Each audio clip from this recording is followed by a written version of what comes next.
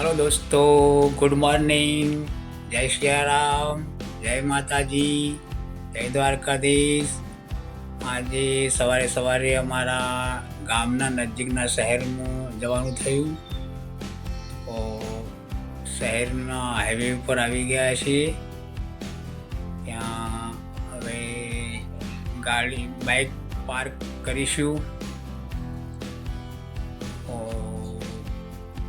Bike park કરવા માટે જગ્યા ખોલી રહ્યા છીએ। મળી ગઈ જગ્યા પાર્કિંગની, તો બાઇક પાર્કિંગ કરવા માટે જઈ રહ્યા છીએ। નજીક જ છે, હાઈવે ઉપર જ।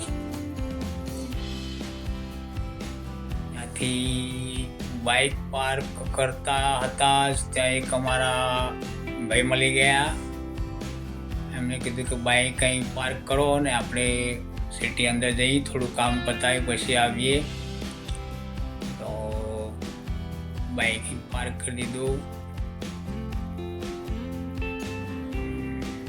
બેસી ગયા છીએ ભાઈની ગાડીમાં।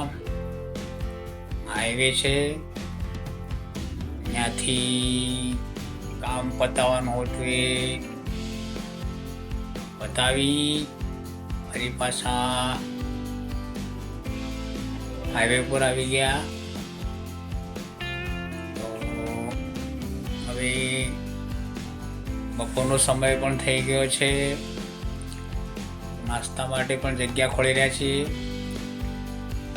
થોડી કોફી અને બિસ્કિટનો નાસ્તો કરવા માટેનું અહીંયા આવ્યા સ્ટોરમાં, તો બિસ્કિટ ખોલી રહ્યા છીએ।